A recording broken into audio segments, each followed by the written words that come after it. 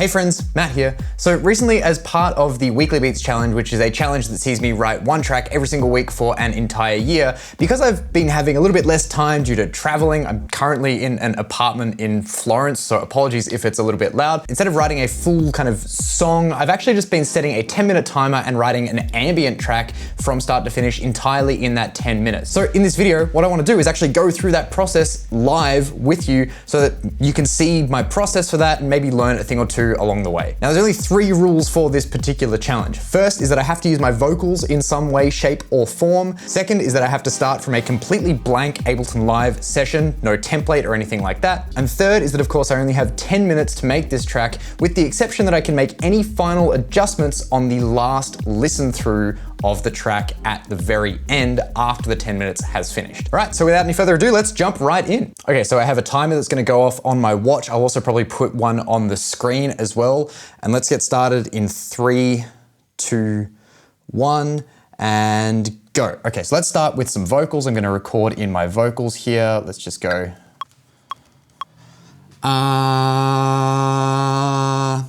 And so now what I want to do is tune these vocals so that they are playing a C note. And the way I'm going to do that is actually add a C MIDI note here onto this second MIDI track. And then I'm going to use the auto shift device and put the auto shift onto this and then route the MIDI from that second audio track, make it so it's receiving MIDI, and we are good to go. Solo this. And that's not playing because that's coming post mix, so we need post effects. Great, let's pitch that MIDI note down. Great, and let's freeze and flatten this track. Perfect, so now we have a note that's playing just the C note. Let's drag this onto the MIDI track. First MIDI track, let's delete that original. Actually, let's keep that original one and let's shorten this, make this classic mode, switch up the attack. Now let's loop this a little bit, fade this, pull down the loop length. Great, and so now we theoretically have some kind of and it's playing the exact right notes. Let's add a massive reverb to this. Let's use hybrid reverb for this.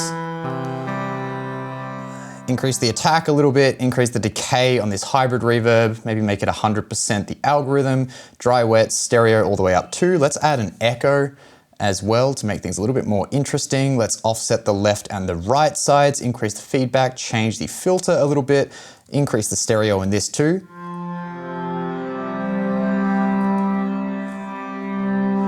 Let's add a limiter to the master track just so we can have that from the get-go. And now let's just use some MIDI tools. Let's actually slow down our tempo to 100 beats per minute. Let's create a kind of 16-bar long thing here. And let's use some MIDI tools to generate a pattern. Let's go seed. Let's set the scale here to E minor pentatonic. Minor pentatonic. And now, actually, let's make it major pentatonic. And now let's just generate a seed. Let's go all the way, let's kind of go from like down here at E all the way up. So I'm just holding down Alt and clicking and dragging so I can generate some notes within a certain range here. It's pretty good. Awesome. Let's make this a little bit longer. So we're generating every one, really long duration for these notes. A little bit more density here, a little bit more voices, not worried too much about the velocity. Cool, let's decrease that a little bit.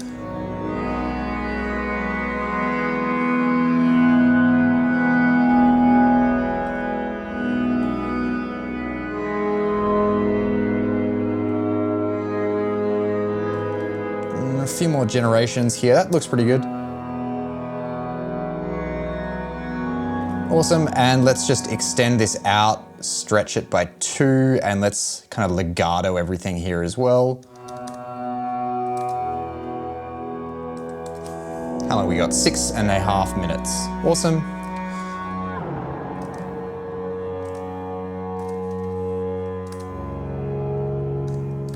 Let's add a filter onto this.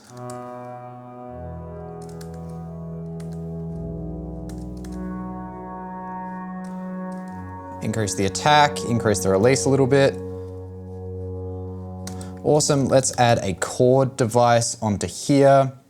And let's make this scale aware. Let's make this 4 scale degrees, 7 scale degrees.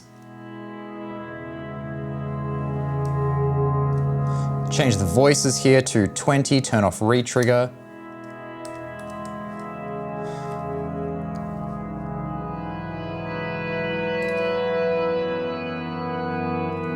Let's extend some of these notes a little bit, maybe delete this one. And let's also just add like a really low E here.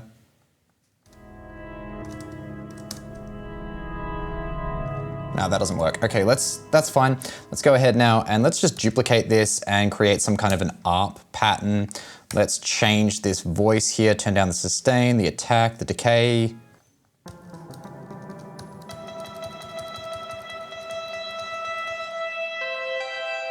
That's pretty cool. Let's add like a normal delay here instead of this echo.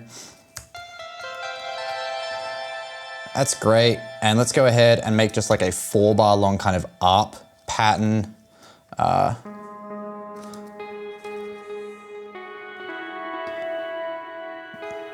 make it.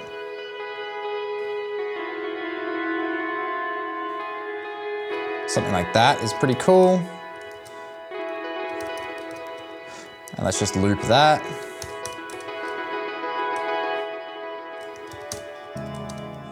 All right, let's delete that.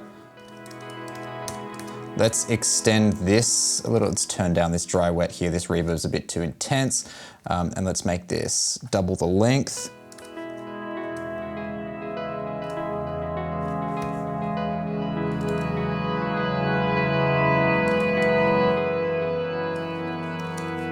EQ this a little bit.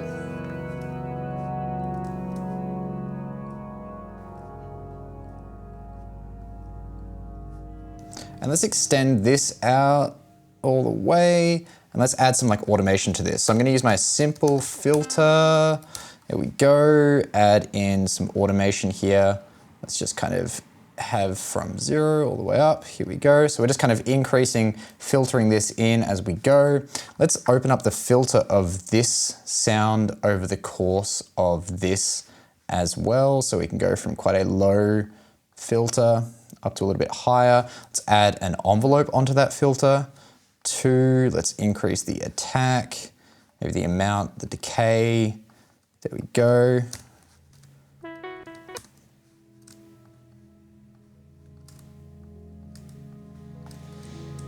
Okay, now let's add like a little drum loop or something. So I'm just gonna go to all, I'm gonna filter by drum loop. Let's find a random drum loop. That's kind of cool. So let's add this as a new audio track. Let's add this on that audio track. 3 minutes to go. I'm going to stretch this out twice and change it to repitch mode. That's kind of cool. And let's add a delay onto this as well. Let's clear my results here. Delay. Awesome. I have my channel strip so I can compress that.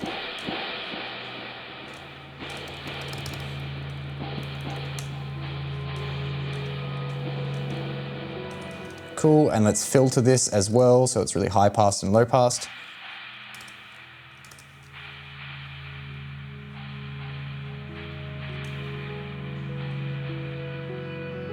Let's actually change this so that it's on quarter notes.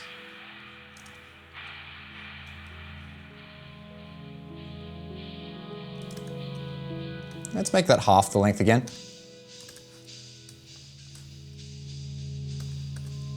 And let's filter that in too. We have 2 minutes left. Let's maybe have like a bit of a sweep kind of thing going on here.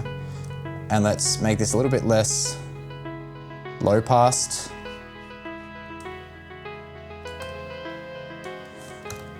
And let's maybe just change like the dry wet and automate the dry wet of this delay here as well. That's pretty cool. And now let's grab like a crash cymbal. Oops daisies. Cool, awesome, that's great. And let's pull this in and reverse this crash cymbal. Reverse this crash cymbal. Actually, no, let's unreverse it. Let's pitch it down a bunch, unwarp it, filter it, compress it.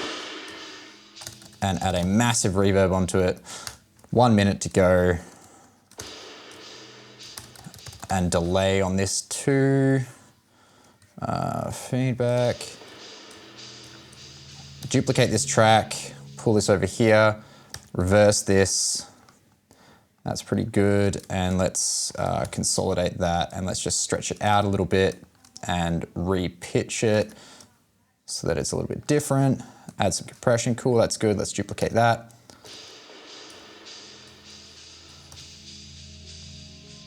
Have that start a little bit lower, 30 seconds. And let's go to the input gain, change this to maximize mode, and then add basically a little bit of mastering, turn down the link, turn it to mid-side mode, and negative 0.3. Cool, what else can I add really quickly here? Let's just maybe increase the feedback of this delay as we get closer towards the end. That's pretty good. And I think that's gonna be, that's kind of, let's just add that there, that's kind of cool. Gonna be our time. That is 10 minutes up. Let's check out what we ended up with. And remember that I can change anything. I can make some final changes just during this last little playthrough. And here we go. Make that a little bit longer.